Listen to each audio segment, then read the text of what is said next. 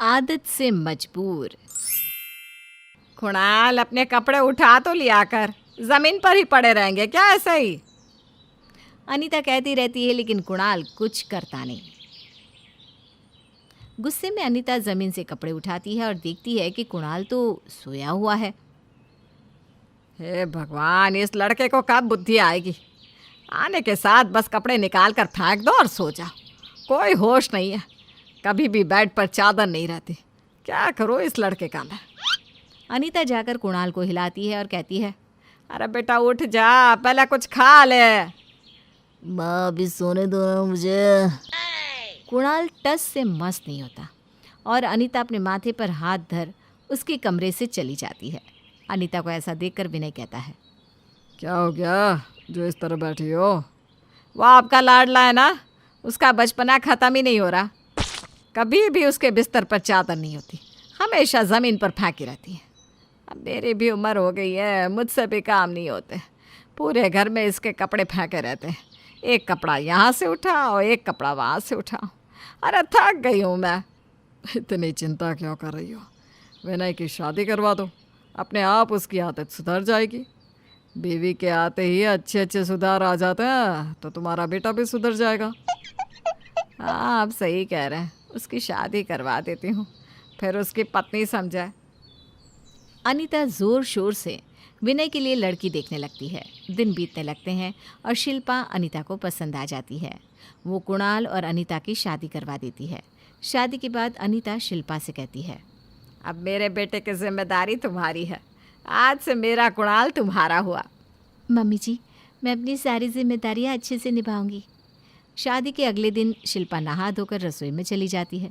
रसोई का काम खत्म करके जैसे ही शिल्पा अपने कमरे में जाती है तो देखती है कि उसके बिस्तर पर गीला टॉवेल रखा है, चादर ज़मीन पर पड़ी है, कुणाल के कपड़े चेयर पर रखे हैं। अभी तक तो सब कुछ ठीक था, अचानक से कमरे में भूकंप कैसे आ गया? पूरा कमरा छिटा हुआ है। वो कमरा साफ करने लग जाती है और इधर कुणाल की आवाज़ आती है, माँ मेरे कपड़े नहीं मिल रहे, मुझे बाहर जाना है। अरे बेटा, अब शिल्पा आ गई है ना, फिर भी तू मुझे परेशान कर रहा है। शिल्पा दे देगी, उससे कह दे तू। क्या माँ, शिल्पा आ गई तो क्या मैं अपनी माँ से कुछ नहीं कह सकता हूँ? ऐसा नहीं है मेरे बच्चे। इतने में शिल्पा कुणाल के कपड़े निकाल कर नीचे ले जाती है और कहती है, ये लीजिए आपके कपड़े। लो लो, मैंने बहुत देखा लेकिन मुझे मिले ही नहीं। तू कभी ठीक से देखता ही कहाँ है, सब चीज़ें तुझे हाथ में चाहिए होती है। कोई नहीं, आपको जो चाहिए होगा मुझसे कह दीजिएगा। कुणाल तैयार होकर बाहर चला जाता है और इधर शिल्पा अपना बिखरा हुआ कमरा साफ करने में लग जाती है। पहले तो शुरू में शिल्पा को सब अच्छा लगता था। शिल्पा भाग भाग कर कुणाल के सारे काम करती थी। पूरे घर में जहाँ तक कुणाल के कपड़े, उसकी फाइल, उसके मोजे फेंके रहते हैं, वो सबको उठाकर अपने कमरे में रख देती है और जैसे ही कुणाल को कुछ चाहिए तो उसे दे देती है। दिन बीतने लगते हैं। अनीता भी खुश हो जाती है।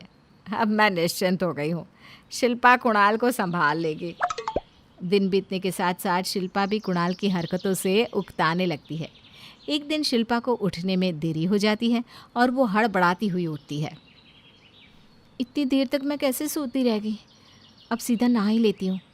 शिल्पा बाथरूम में जाती है और उसका पैर बाथरूम में रखे कुणाल के चप्पल से लड़खड़ा जाता है और वो गिर जाती है। बाथरूम में चप्पल भी छोड़ देते हैं, गजब का इंसान है ये। नहा धोकर शिल्पा अपने कमरे से निकलकर बाहर आती है और देखती है कि कुणाल नाश्ता कर रहा है। उठ गई? उठ भी गई और गिर भी गई। जो चप्पल आपने बाथरूम में रखा था ना, उससे। कल से मुझे बाथरूम में चप्पल नहीं चाहिए। आज आपको आपके कपड़े कैसे मिल गए? वो मैंने दिए है बेटा। वही मैं सोचूं, अभी तक इन्होंने कुछ मांगा क्यों नहीं? मेरी माँ है ना। माँ मुझे दे दो, मैं निकलता हूँ। ये ले बेटा, कल सोफे के नीचे पड़े थे। बेटा अब तो सुधर जा। कुणाल मुस्कुराकर चला जाता है। अगले दिन शिल्पा छत की सीढ़ियों से उतर रही होती है और सीढ़ियों पर ही कुणाल के मोजे पड़े थे। कुणाल भी ना हद है, मोजे सीढ़ियों पर कौन रखता है? ये कोई जगह है? जहाँ देखो सामान फेंक देते हैं। शिल्पा तमकती हुई कुणाल के पास जाती है और कहती है, ये कोई मोजे फेंकने की जगह है? आप अपने मोजे इस जगह पर क्यों नहीं रखते? सीढ़ियों पर पड़े थे और फिर मैं इधर उधर खोजती रहती हूँ। शिल्पा की इतना सुनाने के बाद भी कुणाल कुछ नहीं कहता और लैपटॉप पर लगा रहता है। कुछ सुनाई नहीं दे रहा है क्या? क्या कहूँ मैं, माँ की तरह तुम भी वही सब घिसी पिटी बातें कह रही हो। हॉल में सोफे पर भी आपके कपड़े पड़े हैं।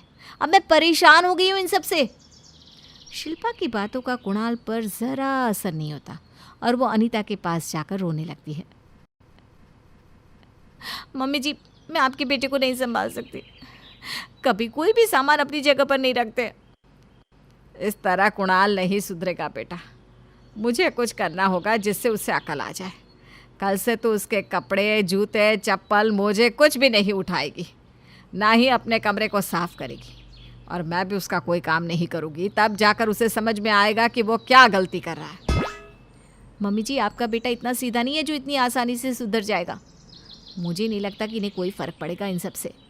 अरे कोशिश करके देख लेते हैं, इसमें बुरा ही क्या है। शिल्पा और अनीता एक हो जाती हैं।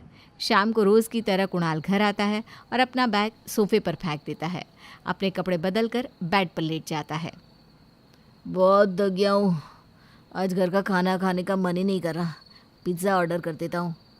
कुणाल पिज़्ज़ा ऑर्डर कर लेता है। थोड़ी देर में डिलीवरी बॉय पिज़्ज़ा लेकर आता है। शिल्पा गेट खोलो, पिज़्ज़ा बॉय आ गया होगा। शिल्पा कोई जवाब नहीं देती। क्या हुआ शिल्पा, कुछ बोल क्यों नहीं रही हो? माँ, डिलीवरी बॉय गेट पर खड़ा है, गेट खोलो। अनीता भी कुछ जवाब नहीं देती। दोनों सास बहू एक कमरे में बैठी रहती है और एक दूसरे से कहती है, अब आएगा मज़ा। अब अपना काम खुद करेगा तब इसे समझ में आएगा कि हमें कितना दौड़ाता है ये लड़का। उधर कुणाल कहता है, क्या हुआ, आज कोई सुन नहीं रहा है? शिट यार, अब मुझे ही जाना होगा।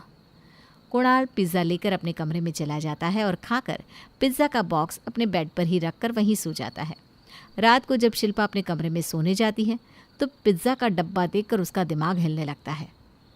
पड़े रहने दो, मुझे क्या है, मैं भी नहीं फेंकूंगी। अगले दिन कुणाल उठता है और नहा धोकर अपना टॉवेल बेड पर ही फेंक देता है। कुणाल का बिस्तर किसी खचड़े से कम नहीं लगता। आज लेट हो गया ऑफिस के लिए और मेरे मोजे भी नहीं मिल रहे। माँ, शिल्पा, मेरे मोजे नहीं दिख रहे हैं। अब पता नहीं बेटा, मेरी तो तबीयत ही ठीक नहीं है। छोड़ो, मैं बाजार से नया ले लूँगा। अनीता और शिल्पा भी इसी तरह गंदे में रहने लगती है और एक हफ्ता बीत जाता है। मम्मी जी, एक हफ्ते से मेरे बेड पर पिज़्ज़ा का डब्बा पड़ा है। कुणाल रोज़ आराम से उसी में सो जाते हैं। वो कभी नहीं सुधरने वाले, लेकिन हम दोनों को गंदे में रहने की आदत हो गई है। पूरे घर में उनके कपड़े ही कपड़े हैं। सारे धोए हुए कपड़े अब गंदे हो गए। एक भी कपड़ा अलमीरा में नहीं बचा। बेटा, अब जब धुले कपड़े नहीं मिलेंगे तो वो खुद खोज खोज कर सारे कपड़े धोएगा, क्या पहनेगा? रात को अनीता देखती है कि कुणाल बहुत सारे कपड़े खरीद कर ले आया है। बेटा, ये सब क्या है? तेरे पास तो इतने सारे कपड़े हैं। बस सारे कपड़े गंदे हो गए और मिल भी नहीं रहे कि कहाँ पड़े हैं। रहने दो ना, कौन ही अब खोजेगा। मुझे तो बहुत खुशी है कि तुम और शिल्पा भी मेरी तरह बन गए हो। अनीता अपना माथा पकड़ लेती है और शिल्पा से कहती है, ये लड़का कभी नहीं सुधरेगा। कुछ लोग आदत से मजबूर होते हैं, अब हमें इसके लिए अपनी आदत नहीं छोड़नी चाहिए।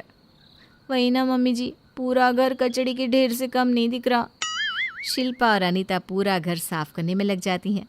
कुणाल के एक एक कपड़े खोज खोज कर उसे धोकर वापस उसकी अलमीरा में लगा देती हैं और पूरे घर को वापस चमका देती हैं।